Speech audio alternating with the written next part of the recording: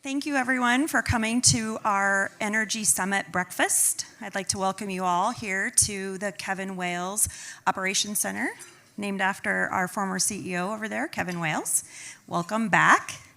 I am here to give our safety briefing and also introduce or welcome some of our elected officials. So we'll start off with the pre-meeting safety briefing. You all saw where the exits are. We have several along this side of the building, so if you would need to exit the building for any reason, those are out there. Restrooms are right out the door up here and to your left. First aid kit is in the kitchen. Fire extinguisher right behind Gary and Tom, who are standing back there. You can wave. We got the fire extinguisher, AED, all of that over there. And then if we would have a tornado, which I think we don't have to worry about those until tomorrow, you can follow, there's plenty of LES employees in here, but we would go back to our hallway or into the locker rooms. I don't think we have any other weather events, although I think we kind of bring the bad weather with this event. 2 years ago, we had a ice storm that was pretty awful, but seems to be pretty clear today. And then Kelly Porter is designated as the 911 person. So if for any reason we need to call 911, she's got it handled. I'd also like to introduce some of our elected officials here today. First of all, we have Mayor Gaylor Baird up here in the front. We have council members Tom Beckius, Benny Shobe. There's Benny. I think Sandra Washington was scheduled to be here. I don't know that I've seen her come in yet, but and then we also have county commissioners with us, Roma Amundsen, as well as Krista Yoakum. We also have Matt Hansen, Lancaster County Clerk. There he is over there. And then I'd also like to introduce our board members. I know I saw Carl Eskridge right up there. Are there any other board members that snuck in?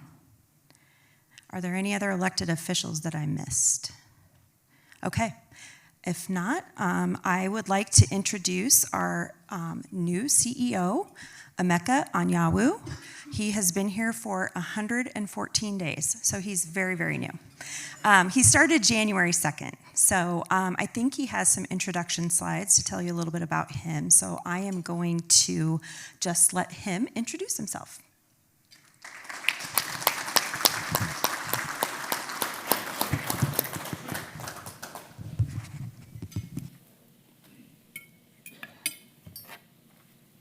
The sound on that. There we go.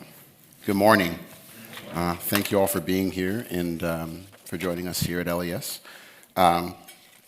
Excited to talk to you all a little bit about myself and what we are doing here at the utility. So,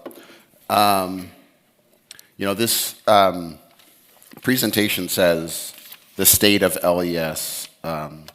I think it is appropriate to acknowledge that the state of LES, obviously, as Lisa said, 114 days really is, the state of LES is due to the great work of a lot of people that are not me, including Kevin, under Kevin's leadership. So I'm excited to be here in Lincoln and to have joined the team and joined the community, and looking forward to leading the utility forward. So we'll start the presentation with just a little quick intro to myself. So I describe myself in some of this, if folks were tuned into some of the candidacy process, if some of this may be a little bit old hat, so I apologize if there's some redundancy here, but I am definitely a career utility professional. So I started my career here in the Midwest, just down the road in Kansas City, the utility that's now Evergy, at the time Kansas City Power and Light Company. And then I spent most of the last 6 years in Seattle, Washington, as part of the executive team at another great public power municipal utility. And so a lot of my background is in utility operations. I'm an electrical engineer, so I started my career as a utility engineer and working on the distribution side, working with lots of customer solutions and challenges. Really fortunate to have been part of a lot of the infrastructure effort and economic development effort that led to, if you've been to the Power and Light District in Kansas City, I remember when that was a big dirt pit in the middle of the heart of Kansas City. So,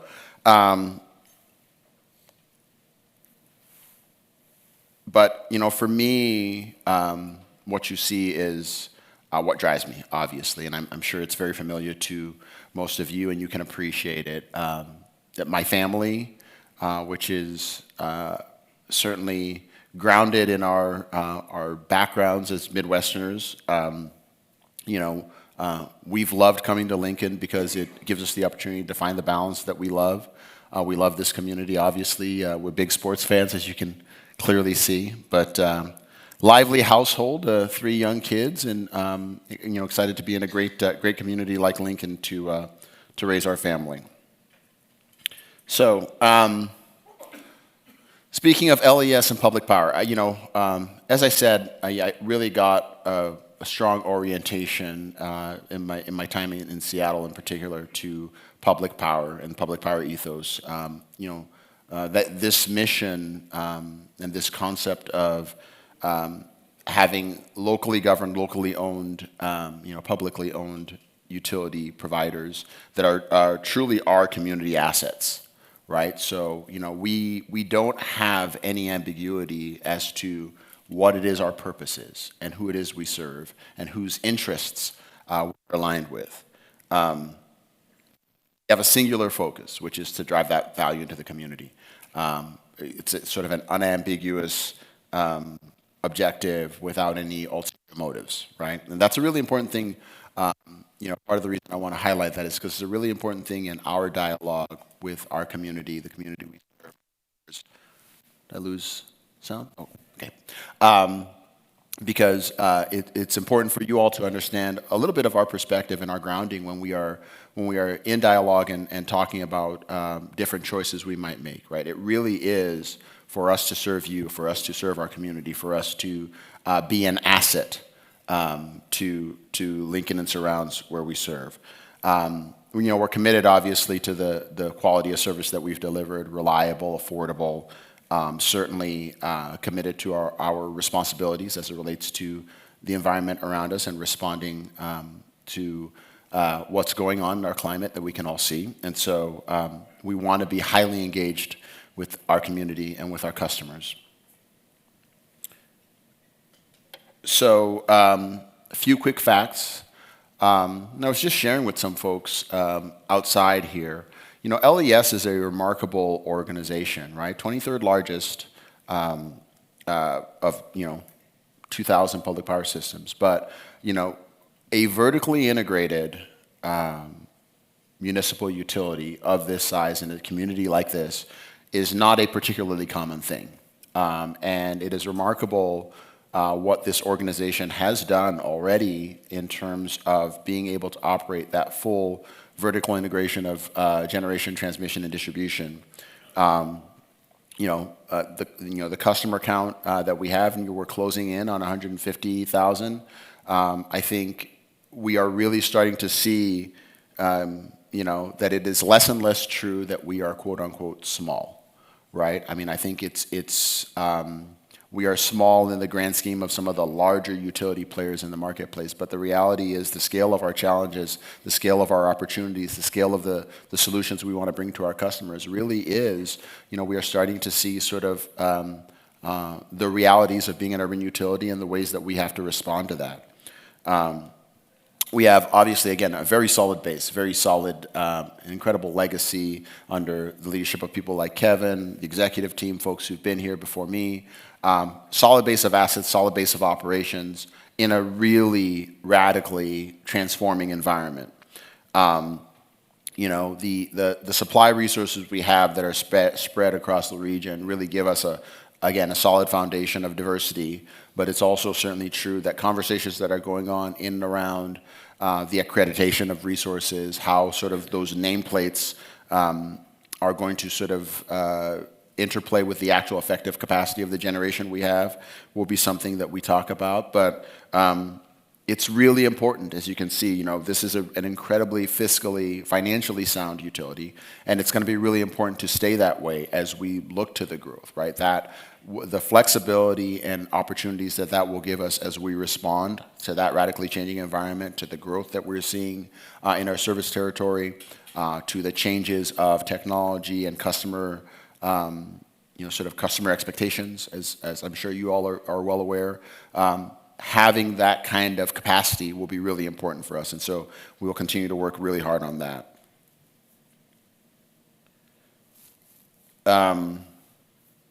So this slide, so to speak, there certainly is, again, we've set a really high standard for ourselves at LES as far as what our system's reliability has been. And you can see that. So, among major cities, an incredibly high performance relative to the duration of outages and major event days. So just really a high quality of service, really high availability of our system, and the energy from our system is sort of a trademark, a hallmark of LES's service. We're a solid base for our customer, which makes for a solid base for growth for Lincoln and the surrounding area. This is also a really key slide. For less than $3 a day, I like to often talk about the importance of making sure to include not just the cost conversation when we talk about affordability, but value. As energy uses change, what I was talking about relative to the solid base that LES represents will be key as people find other uses for the energy that we provide, right? And so the value proposition of having a strong, locally owned, locally controlled electric utility that is, looking forward and preparing for the future, value proposition will be high for our community. Price certainly is an important. Obviously, the performance there has been very good.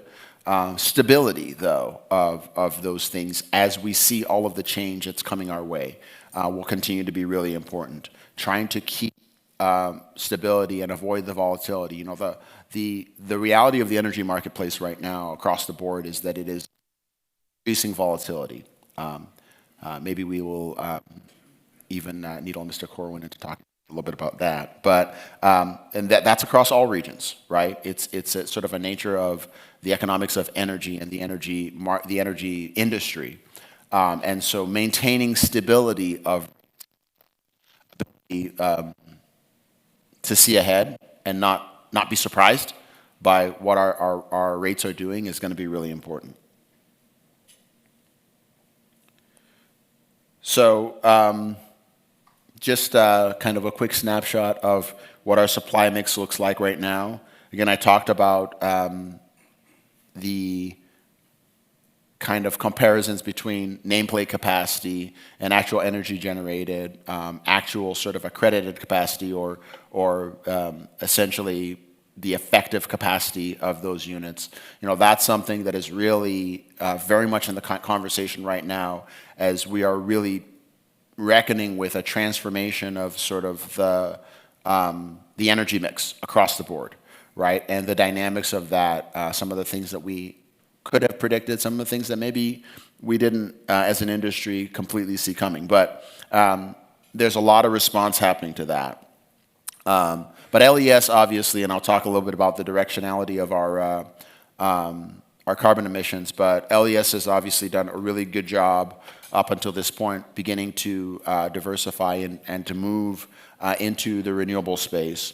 One thing that maybe is a really good message to share this morning is, as I'm sure everybody in the room is aware, LES owns and has the two wind turbines on the north side of town that are sort of this iconic kind of welcome to Lincoln landmark.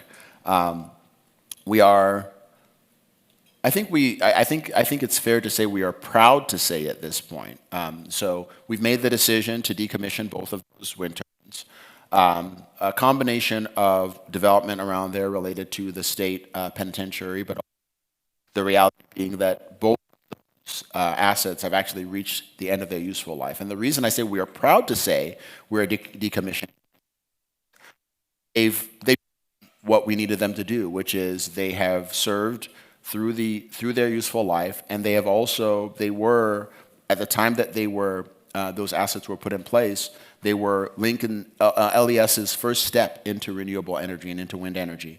And I think we are very proud to say as an organization that we've taken great strides in terms of bringing wind into our portfolio since then. So again, really, it's a success story that we have successfully operated those assets through their useful life. But it's also an important message just for the community, as people will see. Obviously, they are very visible landmarks that will go away, and so wanted to make sure that everybody understood the story behind that decision. So this is, as I said, the direction of our portfolio emissions. Obviously the trend is still down. We've seen a little bit of an uptick in the last few years, but I think some of the work that we are doing now will continue to move that trend in the right direction. And that's going to be all about executing on the plans we've put in place. I think most folks know we've done some work in terms of integrated resource planning that is moving us in a direction of some additional resource acquisitions and things that we're going to do that should help us continue to move that in the same direction. And that's, of course, related to our goal, our decarbonization goal, which you see some of the excerpts from the resolution, our board's resolution to have LES move to decarbonize our generation portfolio by 2040. And obviously, again, I used the word balance earlier. This is another place where balance is really, really important. We balance our commitment to that objective with all of the rest of our commitments around maintaining a system that is reliable and dependable for our community, making sure that whatever resources we sort of bring into our portfolio continue to be environmentally responsible. Making sure, again, from a fiscal perspective, we are doing things that allow us to maintain that affordability and that rate stability that will be really important to our customers going forward. And sort of all of the other logistical, contractual, and developments really in the marketplace and in the technology, supply technology that will be part of the things we have to navigate as we move toward that goal. But we're committed to that goal. Again, this is what it means to be locally controlled, to be publicly owned. The decarbonization goal is a response and is a response to what our community, through our board, has expressed they want to see out of their utility. And so we are committed to that goal, and it's something that we will continue to move we'll move with velocity toward. And so a little bit of the background of that goal, obviously, is we're looking to bring in new resources. You can see kind of that top tier of the initial decarbonization plan, where we are looking to bring in some significant solar resources, which, much like the wind turbines I mentioned earlier, will be really our first major utility scale solar resources. We obviously, there are actually solar panels on the roof of our building here at the Kevin Wales Operations Center. So, we have some familiarity, obviously, with the technology, but really doing it at scale, doing it at a utility scale, this will be really our first step into that. And the final 200 megawatts are unprescribed, right? I mean, we don't exactly know what those things are. There are a number of technologies, which I'm sure many folks are aware of, that are kind of in the running to be potentially the options there. But we work really hard to keep track of that. At some point, we will have to make choices around what that needs to be in order to hit our goal. And we expect to engage in deep dialogue with our community around those choices, right? Again, being locally controlled means that we will want to and need to be very engaged in the conversation around the choices we make. And we will also be deeply involved in conversation around the solar asset, as I described. So what is the future of Lincoln's Energy? You know, as Lisa said, I'm 114 days in, so I don't want to be too presumptuous of what it is that we're going to do and where it is we're going to go. But I think you can see the sort of the breadcrumbs, if you will, of sort of what is going to mark, what are the characteristics going to be of how we will navigate the future. You know, we have the SEP, which continues to be an important way for us to work with our community so that people can also engage, our customers can engage in making their own energy choices. As I said, a major solar resource that we expect to bring on board in the coming years. We have a battery storage pilot, obviously, in the microgrid. We're continuing to move forward in that. We've had, again, these are the challenges of bringing on new technology, new assets. We are navigating the space of how do you prudently bring those kinds of facilities online while making sure that you are fully aware of what it's going to take to own and operate that. You know, again, everything that we've learned by being a vertically integrated utility comes into play there. So, and continuing to expand the solar capabilities of that as well. You know, having conversations about the ways that we can have some demand flexibility, things like time of use rates that allow us to also control the demand side of the equation, right? You know, that dynamic control on both sides of the ledger, supply and demand, is going to be really, really key to the future energy system. And that's going to be part of how we navigate Lincoln's energy future. So speaking of the future, really quickly, some near-term operating or near-term focus for our organization. As I'm, again, stepping in here, picking up, taking the baton from Kevin, and joining our executive team here and the family here at LES. I'm starting, again, just past that 100-day mark to get a sense of some of the things that I want to be focused on or we want to be focused on here. Really keeping our senior leadership, our executive team, connected with the people, spending time at all of our locations and all of our facilities and getting to understand what's going on with our workforce. Really building, you know, for us, with all of the things I just described in terms of the work we're going to have to do over the next several years, the most important thing we can do is have a very strong organization that is equipped and prepared to do that work, right? So we will be heavily focused on building a strong culture, a culture that puts our people in the best position to be successful, to do their best work. That sort of certainly conveys to our employees that they are valued, they're cared for. We want to see them be successful in their careers and in their lives. Connecting with our community and our stakeholders. We have to be very in tune with what the community we serve, the communities we serve want us to be and do as a utility, right? And so maintaining that engagement will be really important. And some of those needs are changing, right? And so we cannot, it would be a mistake to presume that we know based on the past what the future is going to hold in terms of what our communities want from us. We will be focused on strategy. So, you know, one of the things that has been clear coming in is that there is an interest, there's an appetite certainly to have us articulate, maybe put some meat on the bones around how we are going to be moving forward as an organization. So we're planning on kicking off some strategic planning work here later this year, and hopefully being able to communicate the results of some of that.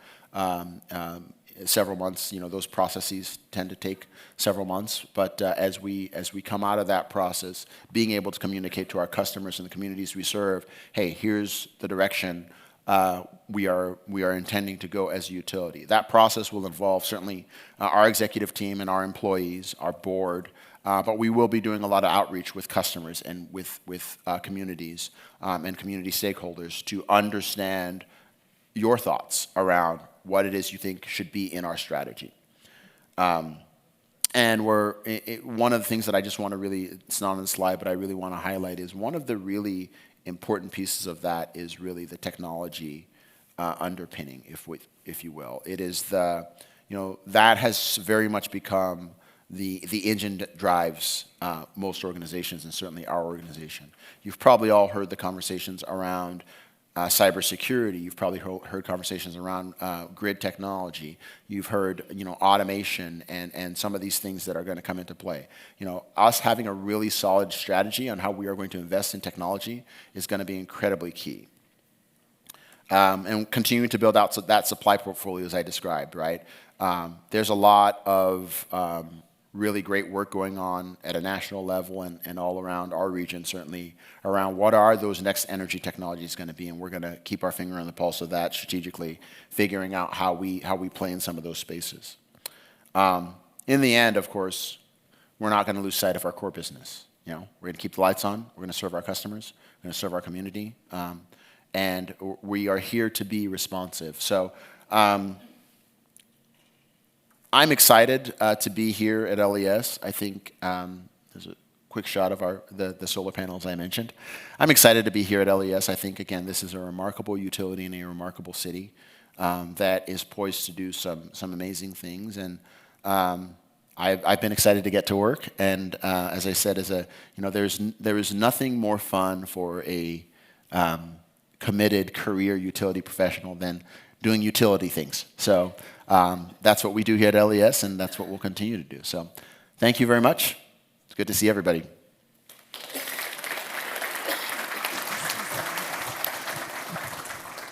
I know you all probably have a lot of questions for Emeka. I just wanted to mention that we will have an opportunity after our keynote speaker to ask questions of both Emeka and Scott. So with that, let me quickly introduce. I'm excited to introduce I will say my old friend, but not in any pejorative way. I'm excited to introduce Scott. Scott and I actually have some history together. As I said, I was in Seattle, and so I spent time in the Pacific Northwest and had an opportunity to meet and get to know Scott out there. Scott became the president and CEO of the American Public Power Association on August 16th of 2023.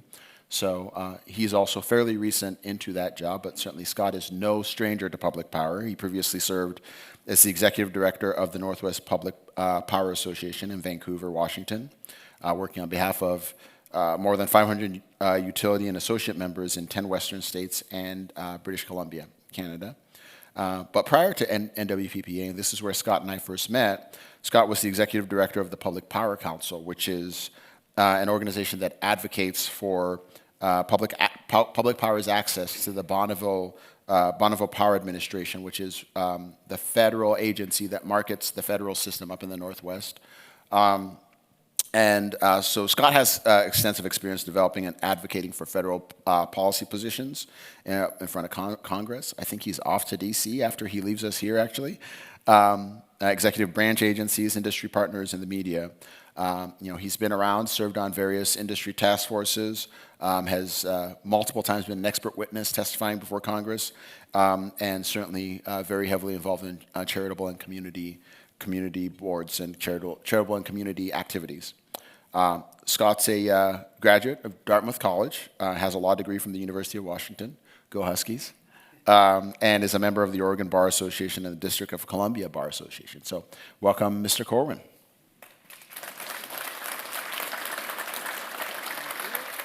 Scott. Well, thank you, Emeka. And yeah, we are old friends, but neither of us is old yet, I don't think. We're working our way there, right? Slowly, but surely. Thank you for having me. It is really great to be here and to be in Lincoln and to be able to meet more of your board members and leadership and just be in in another public power community. It's not my first time to Lincoln, actually, even just in the 7 months I've been on the job. It's my third time to Lincoln out of those 2,000 public power communities, because that's how special Lincoln is to me. But it is special. I was here my very first week on the job, or just after that, because Shelley and Kevin invited me over to tour this facility, which was really impressive. And I tour a lot of facilities nationally. They really did something special here, and it is a special community. So it's nice to be back and nice to see you all. And having worked with Emeka, I can tell you, obviously a great choice for leadership moving forward to follow on Kevin, who was a great leader that worked a lot with us at APPA on many things as well in the past. And like I said, your whole team here has been really helpful to APPA and to public power generally. I'm going to talk a little bit about some trends and issues in the industry, and it is important to the community for those reasons that Emeka mentioned, and we see this. We really see this when public power in some communities looks at having private entities buy it out or selling out to private entities, and we do the valuations. We see it when folks are trying to municipalize in an area.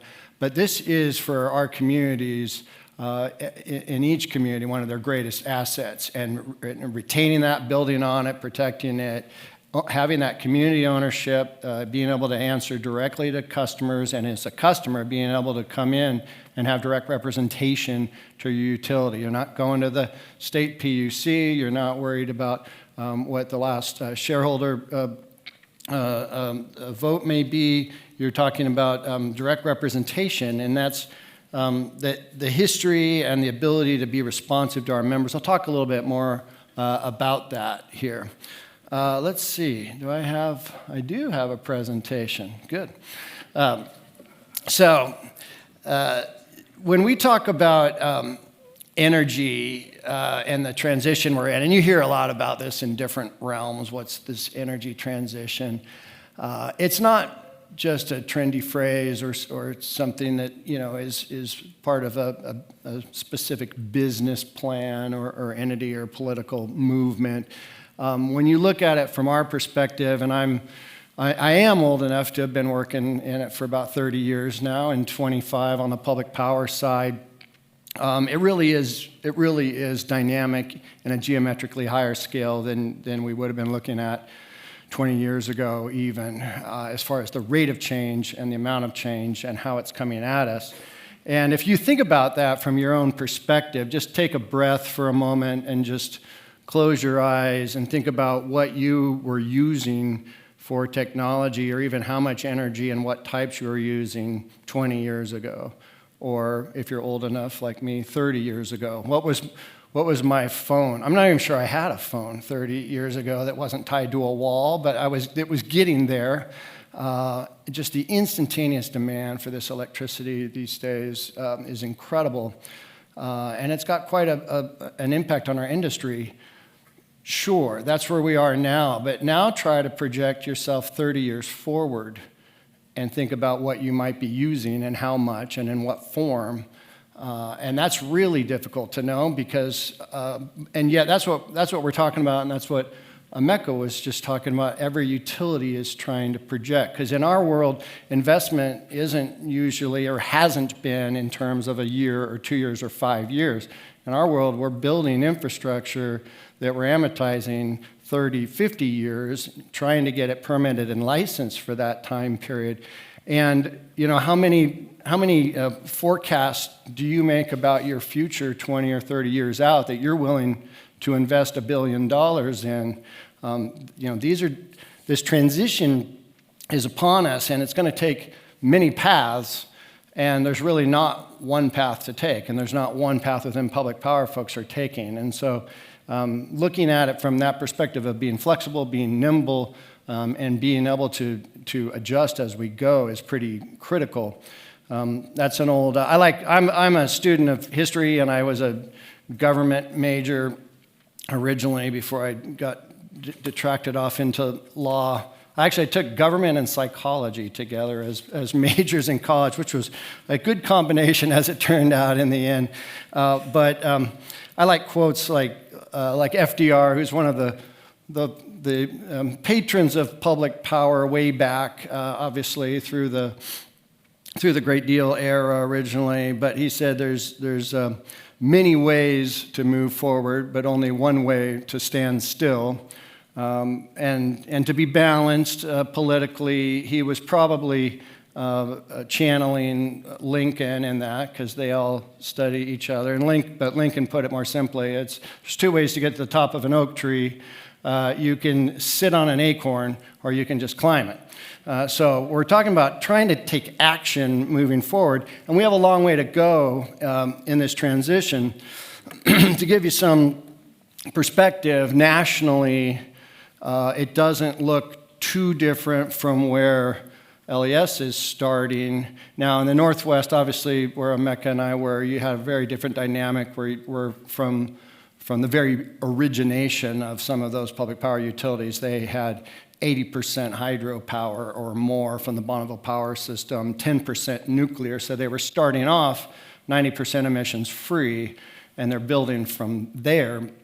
Nationally, we're still at about 60% carbon-based, 40% other, loosely speaking. Half that's nuclear and half that's other is renewables. And so you have, and the majority of the thermal is gas-fired generation, which will be around for quite a while, regardless of regulations. And I can talk a little bit about the federal regulatory framework, but about 38% of that's natural gas and 21 coal still. And so these numbers change every month and every year, and they're evolving quickly with more renewables coming online. But that's quite a ways to go when you talk about flipping that whole dynamic and trying to have the whole portfolio netting out carbon neutral. Obviously, the thermal pieces will have a big role, and that's why you hear a lot about carbon capture and sequestration, because you can't get from there to here with the amount of the rate of renewables coming on right now. And yet we're trying, right? So the investment from the federal side, the big laws, they couldn't get an actual mandate or clean energy standard at a federal level passed legislatively. It was happening state by state and still is in some areas. But federally instead, what we got was goals with a whole lot of money attached, and then a regulatory construct coming on the top of that with the thermals.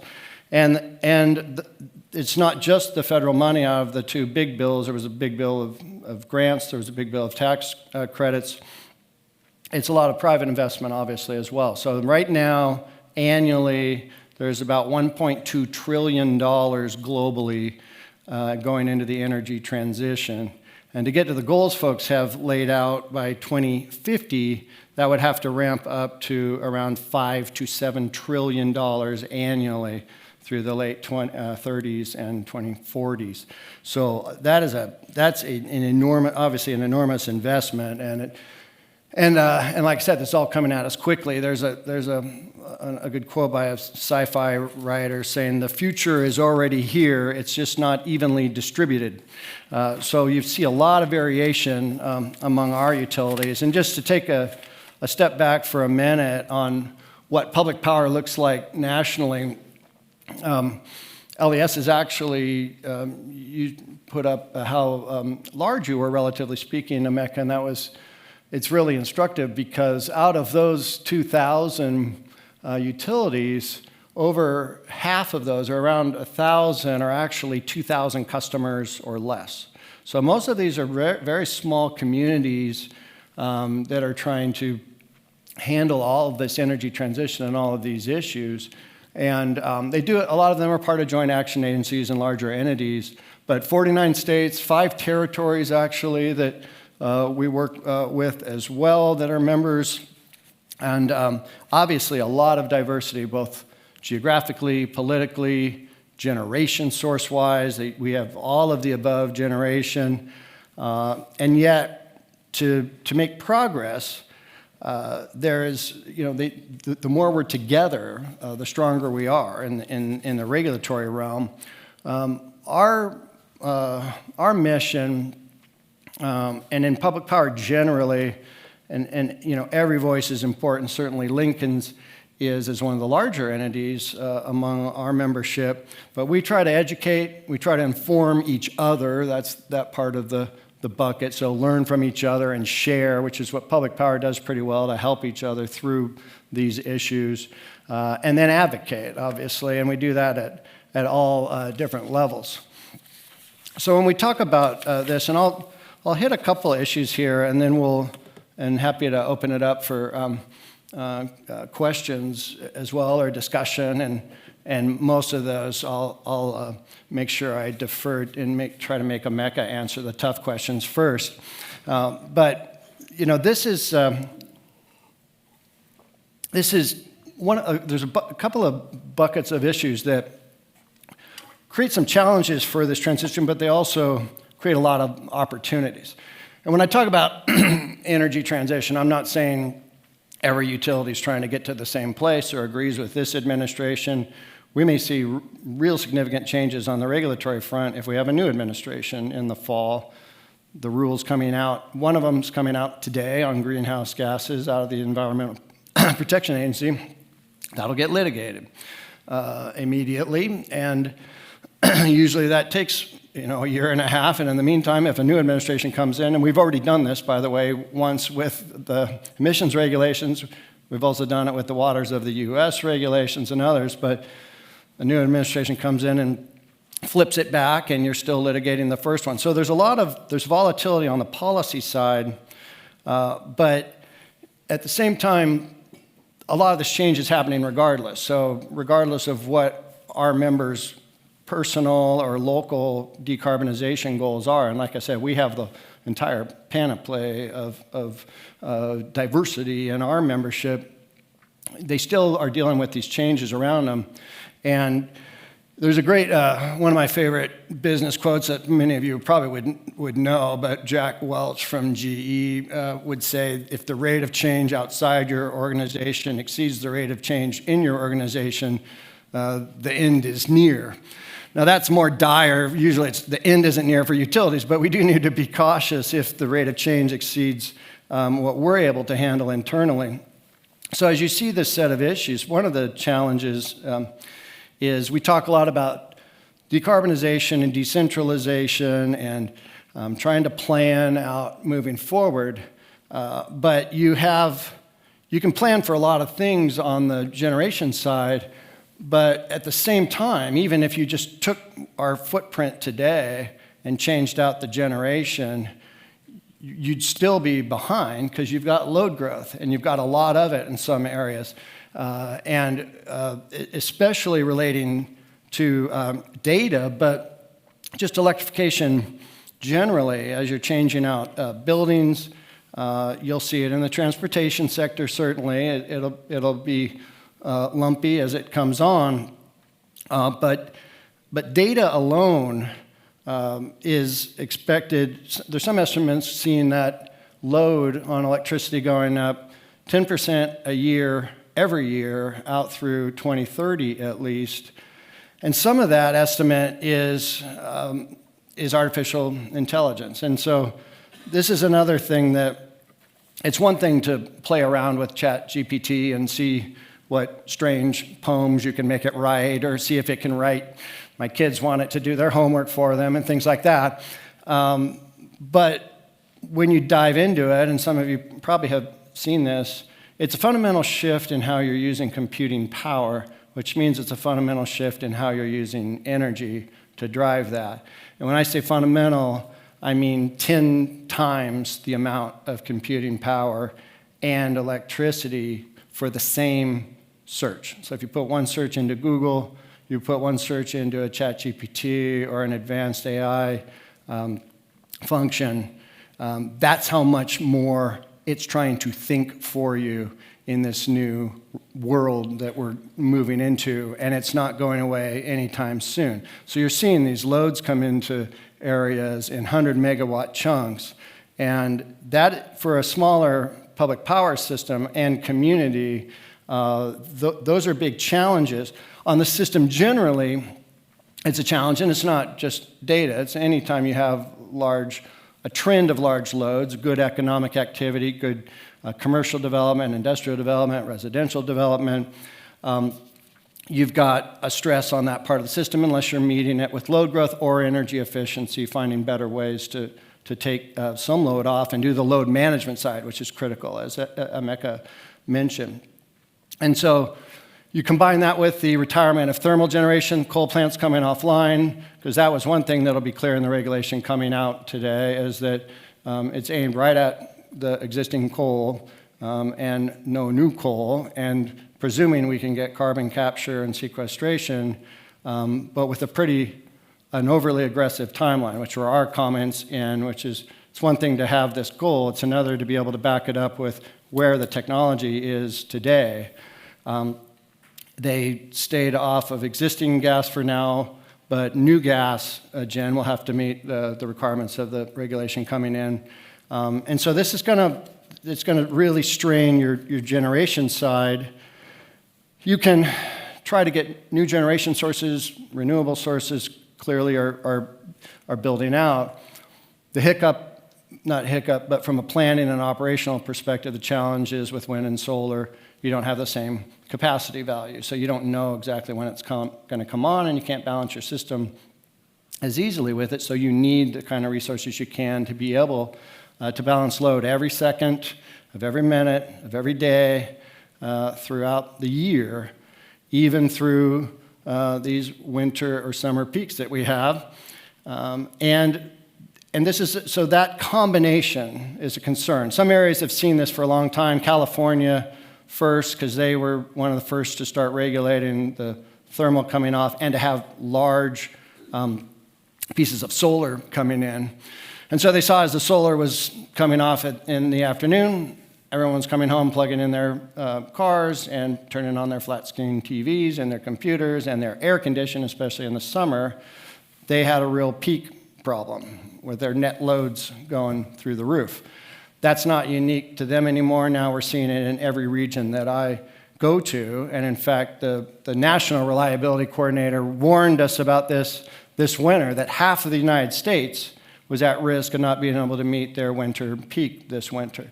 We made it through without real big, bad cold snaps, but that's a pretty big warning flag as operators of the system that there's a real issue there that we define, broadly speaking, as resource adequacy. Do we have adequate resources generation to meet load? And then there's subcategories under that of how you're measuring both reliability within different times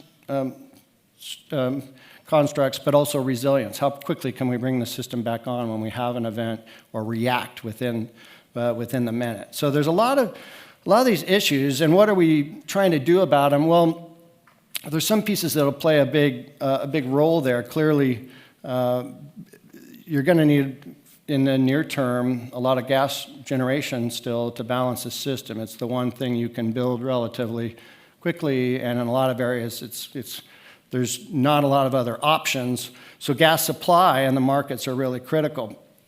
In the meantime, we're trying to get more transmission built to move different resources to load, and that's not easy because you have a lot of permitting challenges and siting challenges, and how do you allocate the costs of those large pieces of transmission across broad spheres. So we're working on a lot of these issues, and I can talk a little bit about that, but they're all, on the federal side, none of that has come easy because not a lot passes in the Congress quickly, but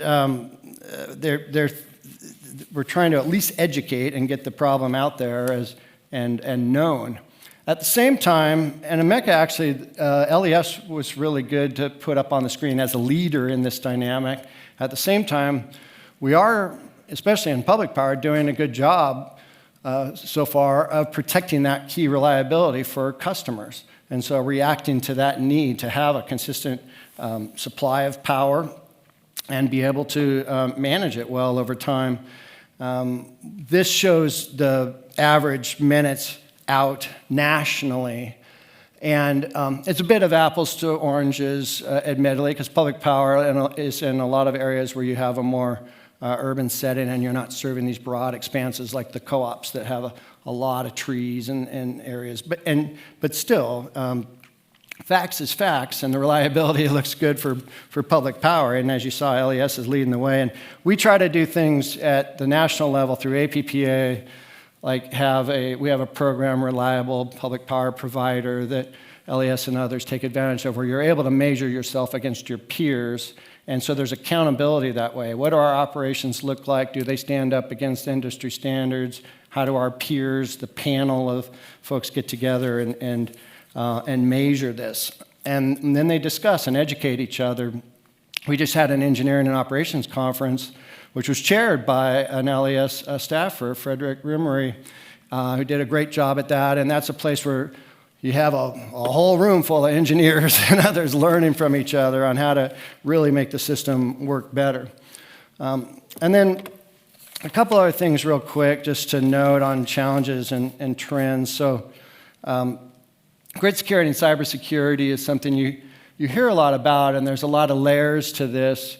But it's real concerning from a couple of perspectives, not just the kind of cyber attacks you hear about that we're constantly always protecting ourselves at home and in businesses from, but some really organized efforts to undermine our system, and not just from domestic and international terrorists, but actually state actors. So in this realm, this is where you look at it from a broader perspective. We're all globally tied together now, whether we like it or not, including in issues like supply chain that can be disrupted, and certainly in the cyber world. And you have at least the big four and many others with a lot of activity in this area that raises a lot of concerns, and therefore a lot of work and investment on our side to address that. The big four being, in that instance, Korea, Iran, China, and Russia. And that's not something that's going away anytime soon either, because there's a lot of different aspects to that. But we try to address the cyber. The physical is an increasing concern, physical security of our stations, substations, and infrastructure. Physical security from a storm reaction standpoint, we have mutual aid, where again, not just public power, but co-ops and investor-owned utilities help each other and react quickly to that. And then we get together actually across industry as well in DC with an electricity sector coordinating council, just to share information with the federal agencies and Canada as well on what the threats are and how we react to them. And then we have exercises to practice what happens when there's attack on the grid, or different parts go down, or we can't communicate with each other.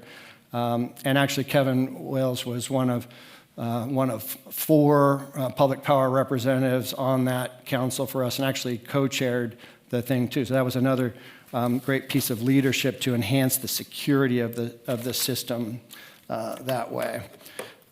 We do a lot of other training and investment now on that. There's a lot of grant opportunities in the cyber world that we're trying to make use of and have our members make use of too, to ramp up their systems on the cyber side. And then finally, I mentioned supply chain. This is something that overlays everything else, because we can't get our jobs done if we can't get the equipment to do it. On the federal side, there's been some real challenges to get help coming out of the pandemic to free up the flow of transformers and to get the manufacturing of them cranked up. Usually prior, you could get transformers, especially on the distribution side, within a few months or half a year. They ramped up to having wait times for a lot of our folks between 1 year and 3 years, especially for larger transformers and pad mounts. 3 years is a long time. Also, the cost went up. When you think about one storm being able to take out thousands of transformers on your system. So this is an issue we keep working on. It's one place where we try to get money freed up to try to increase the supply. We work across industry with the suppliers, but also DOE had put out a regulation to try to put higher energy efficiency standards on transformers, and actually, we thought that's, if you're in a hole, quit digging, don't make it worse. And we finally got them to back off that a little bit after meeting with the secretary multiple times and creating a lot of advocacy around that. I think I'll skip ahead. These are some of the points that I mentioned that we're working on the regulatory and advocacy side: permitting reform, supply chain, like I just mentioned, grid security, greenhouse gas regulations, and financing and infrastructure investment, the tax treatment, getting public power to be able to own more of its own generation, especially new renewables, through the tax advantages that we finally got public power eligible for. There's some work to do on the regulatory side of that still, but it's at least got potential for the future. The political side of these issues, just to close out, I just note we're non-political, or at least bipartisan in how we approach it.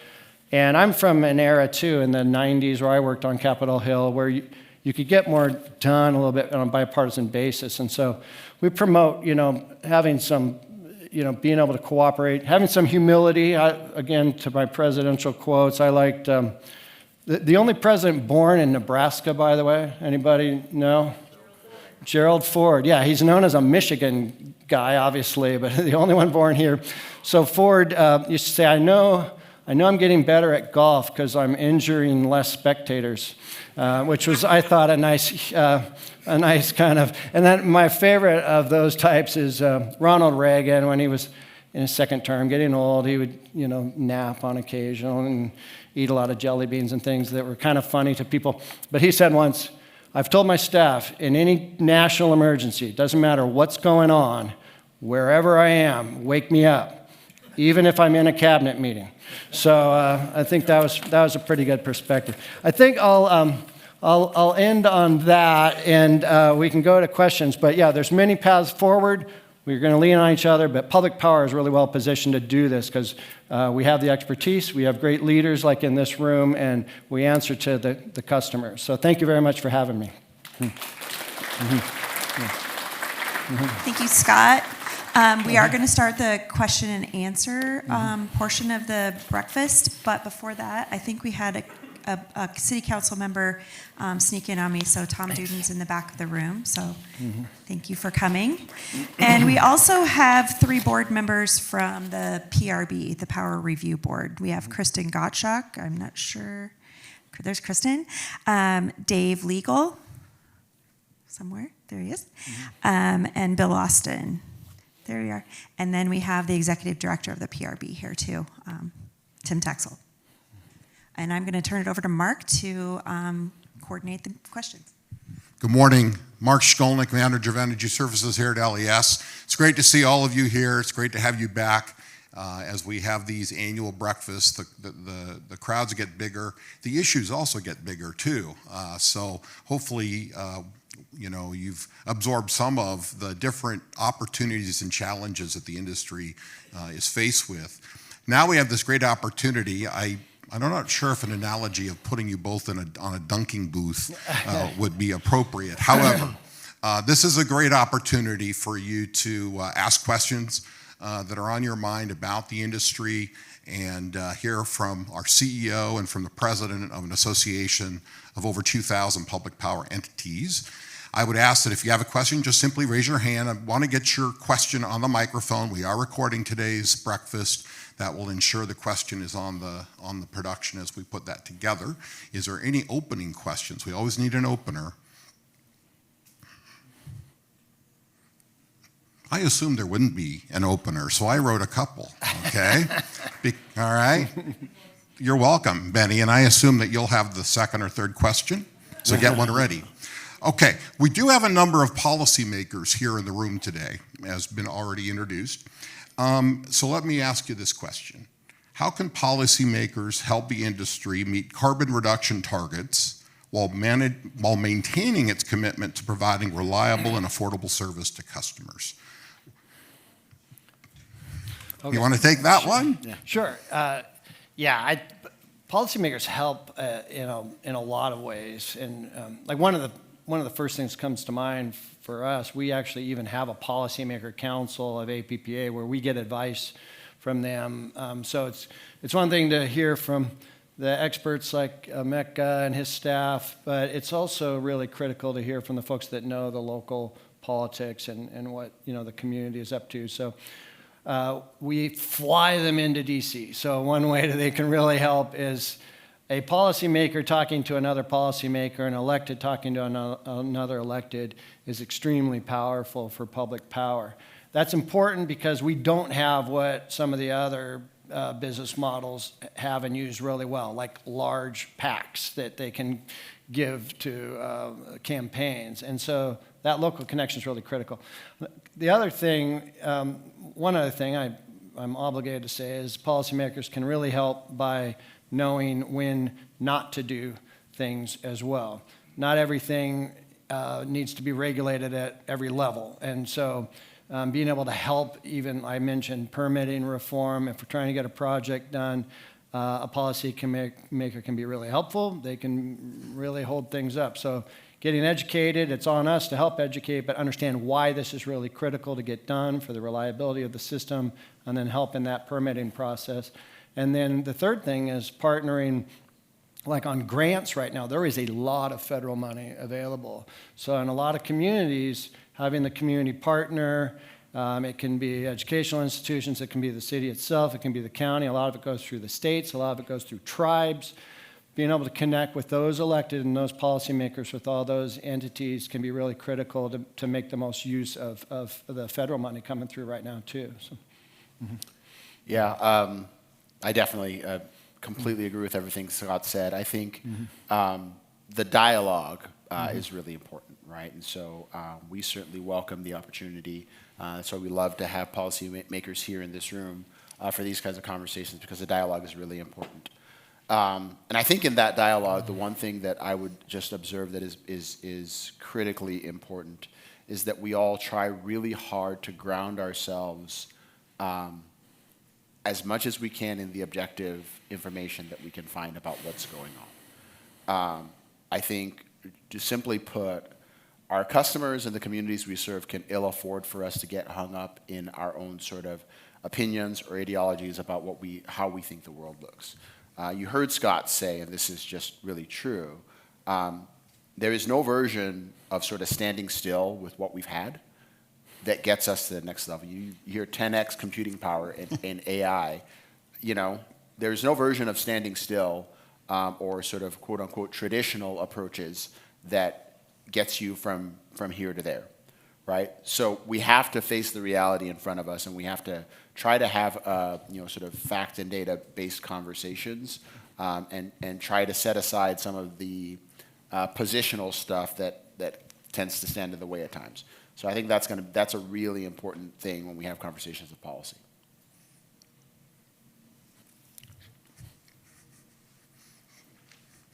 Now we're cooking with oil.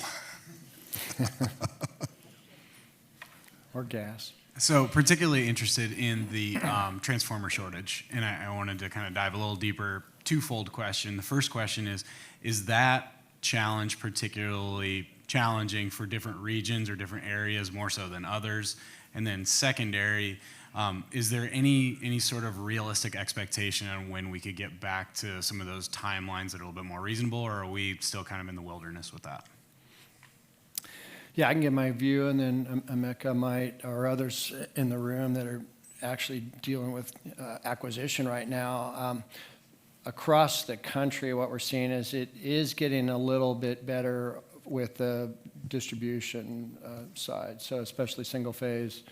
And so you can see it starting to turn the corner. Now, some of that's just people getting better at the planning themselves and more cautious about use. We've got recycling of them that got ramped up as well that helps some. But it's slow, and it's not getting better anytime soon with the larger ones. It looks like it'll take a while, and some of that's just, part of the debate that I was talking about was what steel you can use in them, and we got a little bit of clarity on that moving forward. But even with the traditional grain-oriented electrical steel they were using. There's only a couple of domestic plants creating it. There was only one with the other amorphous that they were using, and which was a real concern. So then you're looking at, you can loosen up the supply some by sourcing internationally, but you've got to be cautious on where you go internationally. It's not all built the same and then the same reliability, but it's getting better, but it's going to take a while. Is the national footprint. But it is lumpy, like I said, by region, and then, by the way, different utilities, where some of them got ahead of it or were lucky early on and had stocked up. Some have avoided large storms and outages, and some had just by happenstance reinvested already. But if you have an aging system where you hadn't pre-ordered a lot and then you had a couple storms, then you're playing catch up. So. Yeah, I mean, I think what Scott said kind of mirrors, as far as I can tell, the experience here. I don't know that we've heard anything that suggests that there are any regional sort of differences in what folks are experiencing. It seems to be a pretty much across the board phenomenon. I think the best protection I've heard from our procurement folks is kind of, I don't want to say best case scenario, but sort of reasonable case scenarios, 2 to 3 years before any semblance of normal returns, right? So we're ways out, and obviously lots can change, but the reality is we're probably in this for a long haul. You go from, what I remember back in my career when I spent a lot of time engineering projects, 16 to 24 weeks on transformers, and you go to something that looks like, 3 or 4 times that. It's a huge impact on planning horizons. And so, yeah, it's a real challenge. As Scott said, we're starting to see some easing, but it definitely is true. So the geeky engineer in me sort of does sort of take almost kind of a perverse interest or joy in seeing some of the ingenuity from our engineers and our technical and field staff, and the ways that they are repurposing and reimagining, re-engineering the material we do have, the equipment we do have, the transformers we do have for different kinds of uses, that are allowing us to kind of try to stay afloat. But it's still a rough time. Yeah, and beyond just the reliability dynamic, a lot of our members, it's a matter of having to delay a development, right? So it can be even a residential development come in, a commercial development, an industrial development, and that has an impact too. So it's going to take a while, and it's unfortunate, and but right now it's limited options. So this is kind of a segue from that question into a different one. Scott, you were talking about load growth. What we're saying, and of course, as it gets aggravated with respect to AI, just absolute data use. So instead of hundreds of megawatts, we're talking about gigawatts, and we're seeing it across the country. Yesterday I saw an article that Southern Company was looking at 6 gigawatts additional load growth on top of what they projected. And when we talk about supply chain, we talk about fuel supply issues. Is the industry looking at ways to try to address that? Because it's coming fast, it's coming hard.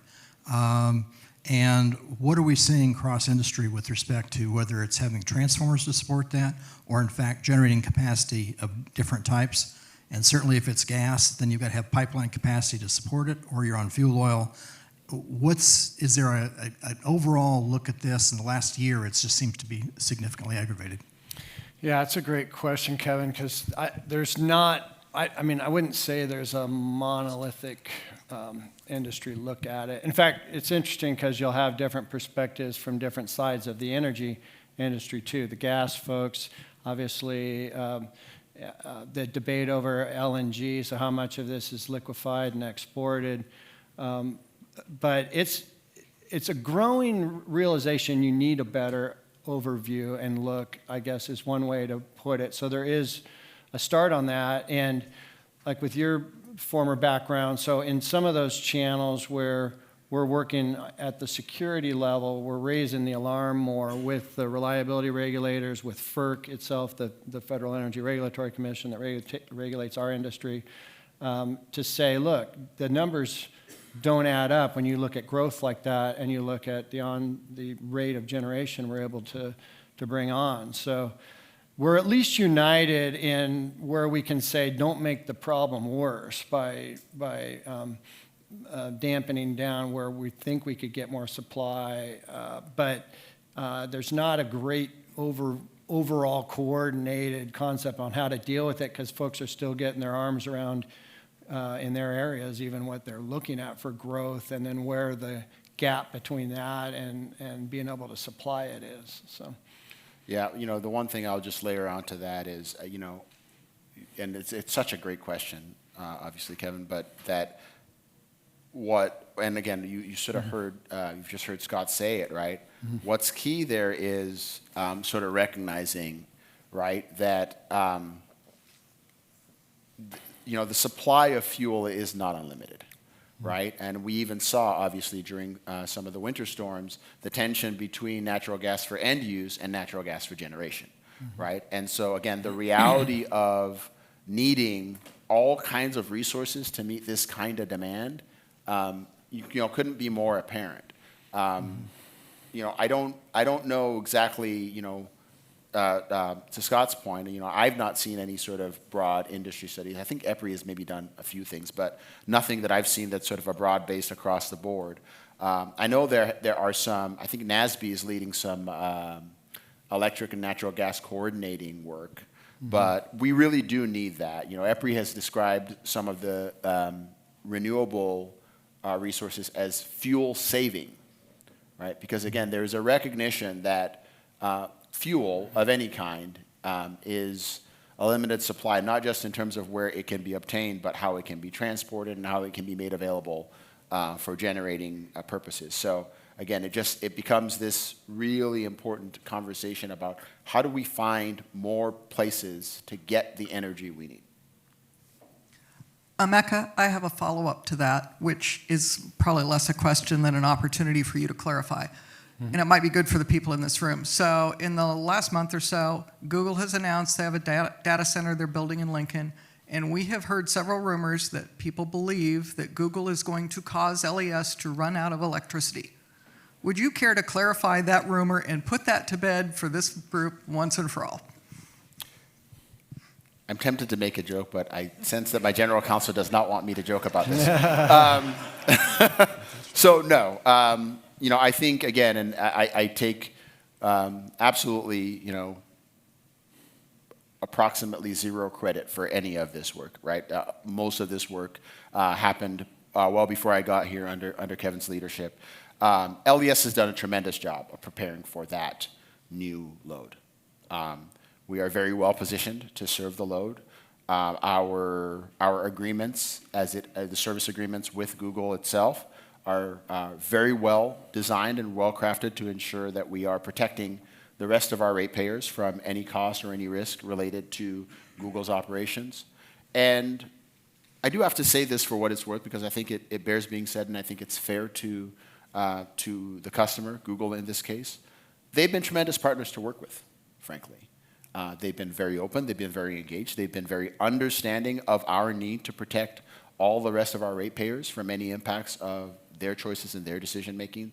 They have been incredibly willing to pay their own way and be responsible for a good portion of the capacity they will need as their operations change and grow. So, I think it is important for us to continue to do that kind of very careful work and very thoughtful work as we think about these new loads.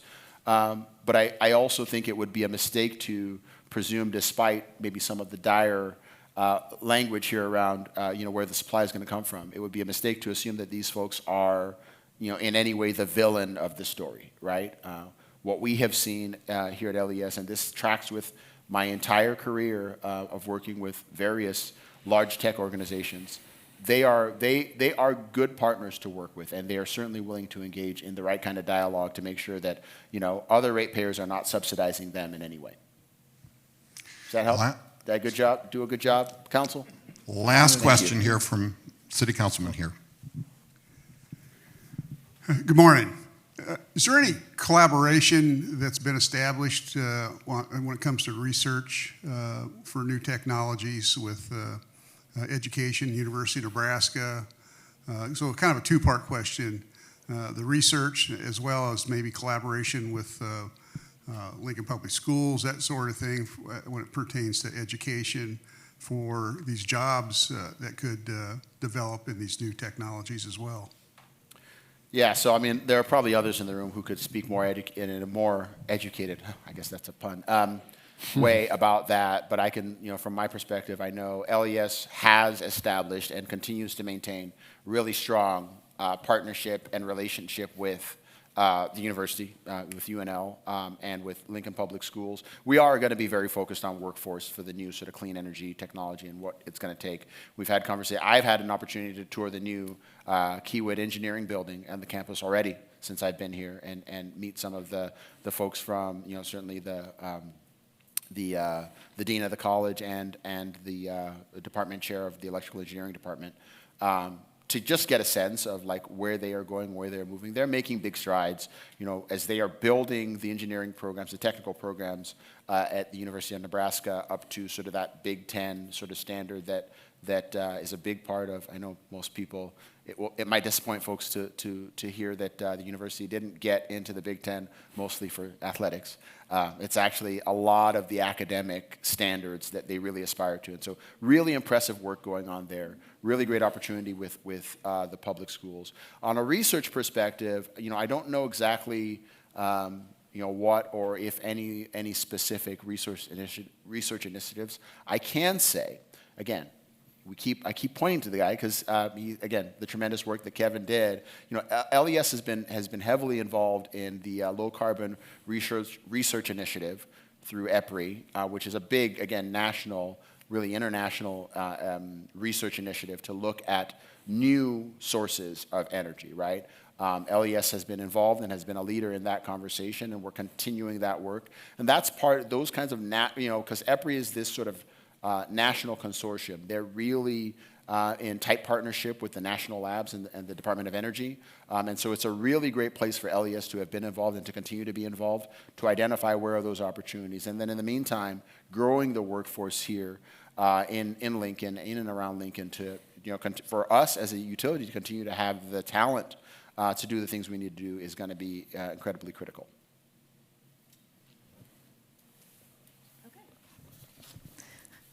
Are we on? Okay. I just wanted to thank Scott Corwin for coming and speaking to us, as well as Emeka this morning. Thank you. These conversations might have generated some other thoughts or questions you might have.